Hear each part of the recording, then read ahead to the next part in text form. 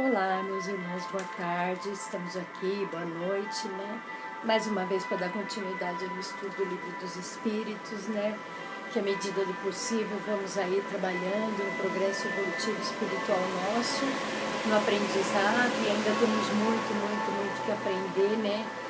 Nessa caminhada espiritual de reencarnação nossa, mas tentar fazer o nosso melhor agora, né? Então desde já vamos pedindo a intercessão dos benfeitores amigos, que possa nos intuir na boa leitura, no bom entendimento, que à medida do possível possamos ser instrumentos do Criador, da espiritualidade que nos usa como instrumento para que a gente possa abrir esses canal de luz, de entendimento a todos. Então, graças a Deus, gratidão a toda a espiritualidade, os nossos espíritos protetores que nos amparam. E muito obrigado a Deus, em nome da nossa Casa Espírita, o Centro Espírita Eurípides Barçanufo. Vamos caminhando ao processo evolutivo. Que assim seja, graças a Deus. E nós estamos falando da perfeição moral. E agora o nosso tema é do egoísmo. E a minha questão é 916. O egoísmo, longe de diminuir, aumenta com a civilização, que parece excitá-lo e entretê-lo como causa que poderia destruir o efeito. Olha a pergunta, né? Como destruir essa causa desse orgulho, né? Desse egoísmo, dessa tola vaidade que segue a gente? A resposta dos espíritos são essa. Quanto maior o mal, mais ele se torna hediondo. Era preciso que o egoísmo fizesse muito mal para fazer compreender a necessidade de extirpá-lo.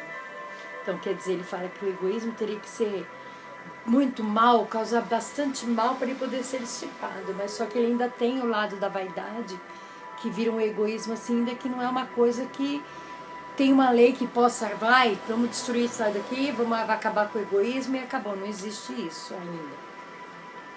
Quando os homens tiverem se despojado do egoísmo que os domina, eles deverão viver como irmãos.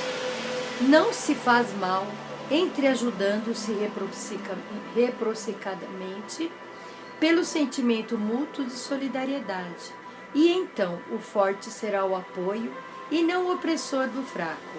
E não se verá mais homens a quem falta o necessário, porque todos praticarão a lei da justiça. É o reino do bem que os espíritos estão encarregados de preparar. Então ele fala, o que a gente faz para extirpar o mal? Ainda não temos uma condição, né? Uma lei que possa reger isso para que isso seja acabado, porque está na imperfeição moral do ser humano. O ser humano ainda é muito imperfeito, com débitos de vidas passadas, os apegos, os excessos, faz com que se torne egoísmo, pense só nele, acha que ele é o dono do universo, e pensa assim, por exemplo, eu sofri tanto, hoje eu tenho que fazer tudo por mim, porque eu mereço. Sabe aquela condição que a gente vê ainda que é muito atrasada, né, pelo excesso do espírito de vidas passadas. Ele guarda essa memória de que eu preciso de tudo, é para mim tudo isso, e às vezes não quer partilhar com ninguém. Então os espíritos estão trabalhando incessantemente para essa marcha evolutiva, para que isso disperse, né?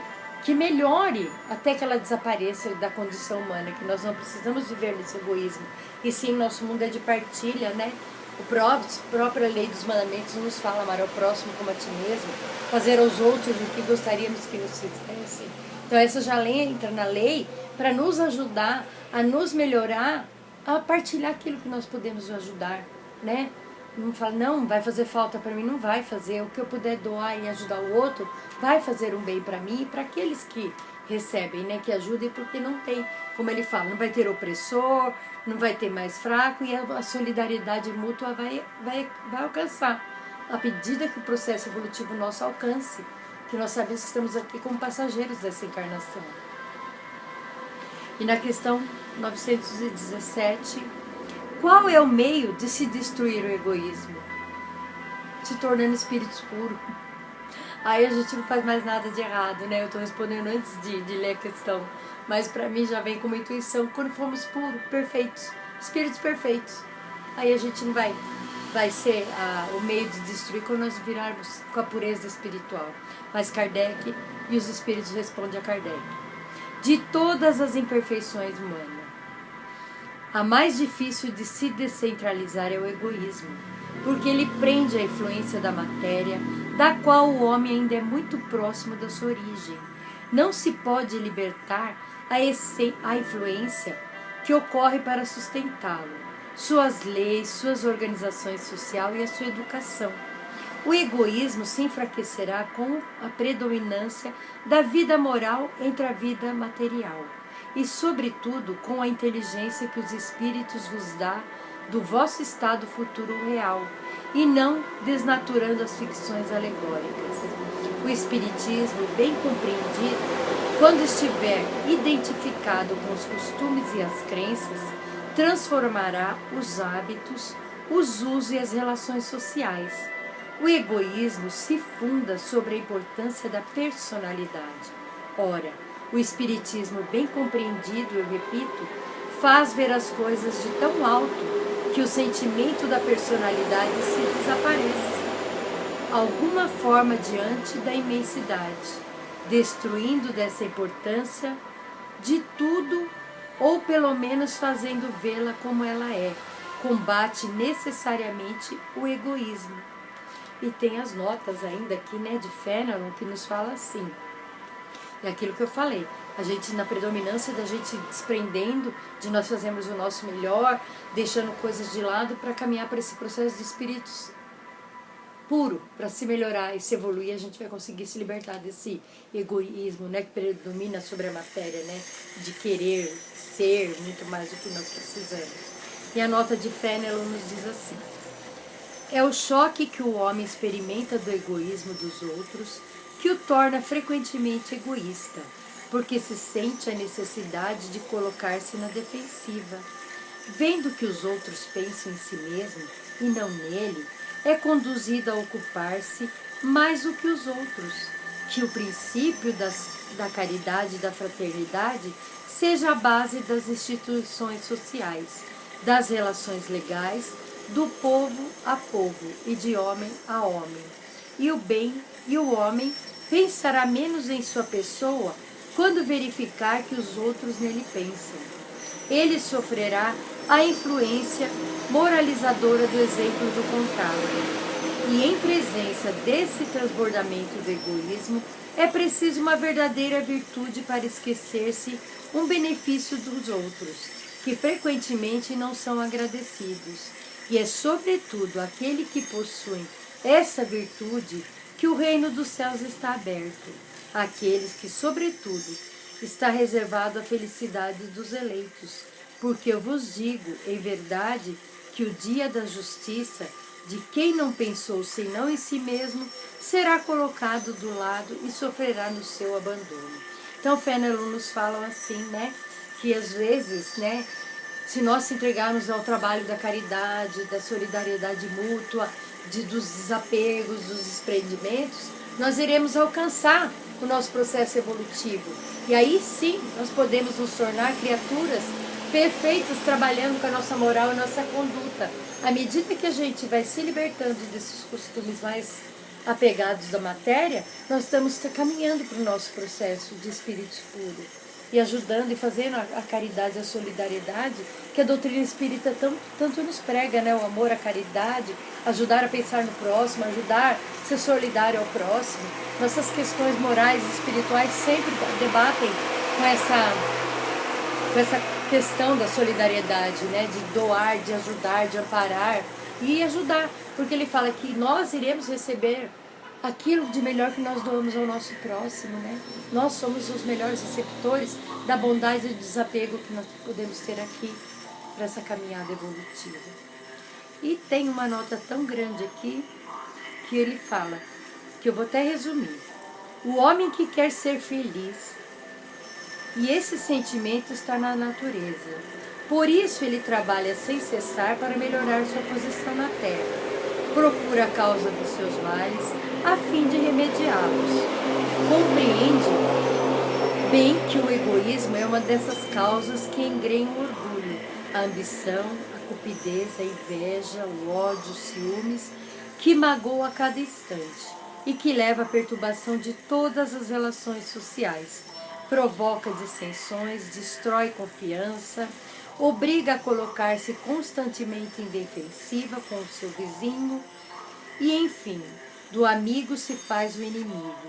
E então ele compreenderá também que esse vício é incompatível com a sua própria felicidade e mesmo com a própria segurança. Quanto mais ele tenha sofrido, mais sentirá a necessidade de combater, como o combate da peste dos animais nocivos e todos os outros flagelos. Ele será solicitado pelo seu próprio interesse. O egoísmo é a fonte de todos os vícios, como a caridade é a fonte das virtudes. Destruir um e desenvolver o outro. Tal deve ser o objetivo de todos os esforços do homem, de querer assegurar sua felicidade neste mundo, tanto quanto no futuro. Então ele fala que os vícios, né? Que o egoísmo é uma fonte de vícios que é a que abala a humanidade, né? É que destrói, que deixa ele ser, vamos dizer, menos solidário, menos compaixão, né? Faz com que a pessoa não queira saber do outro, que ela acha que no próprio mundo dela, no egoísmo dela, ela tem que fazer tudo para ela, que cada um lute para ter o seu. Se torna uma pessoa fria, sem sentimentos, ela se bloqueia, né, no mundo do egoísmo e vai sofrer infelicidade na espiritualidade pela má colheita dela aqui na Terra. E nós que temos esse conhecimento, cada vez mais se desprender, cada vez mais se ajudar, tirar essa insanidade do egoísmo que nos torna os espíritos imperfeitos, né? E o nosso processo é evoluir. E a gente está aqui aprendendo, desprendendo aos poucos daquilo que nos torna menos cristãos, menos irmãos solidários a nossos irmãos mais necessitados, né? Então, com a graça de Deus, de Jesus, dos benfeitores amigos, vamos louvar e agradecer a Deus a espiritualidade, para que possamos cada dia mais nos tornar melhores, cheios de compaixão, de solidariedade, caridade, amor ao próximo, para poder sermos instrumentos do Criador e poder, quando tiver o nosso momento, estar com a nossa bagagem um pouquinho mais leve para seguir na espiritualidade maior. Então, graças a Deus, meus irmãos, graças a Deus, e através do amor, da espiritualidade, dos benfeitores amigos, vamos agradecendo e encerrando com a prece do Pai Nosso, para que a humanidade possa receber esse conforto que vem do alto. Que assim seja. Pai nosso que estais nos céus, santificado seja o vosso nome. Venha a nós o vosso reino e seja feita a tua vontade, assim na terra como no céu. O pão nosso de cada dia nos dai hoje, Senhor. Perdoai as nossas dívidas, assim como nós perdoamos aos nossos devedores. E não nos deixeis cair em tentação, mas livrai-nos de todos os males, porque teu é o reino, é o poder e é a glória para sempre. Que assim seja, graças a Deus, graças a Jesus e a espiritualidade maior, meus irmãos. E até uma próxima oportunidade, se assim Deus nos permitir. Que assim seja.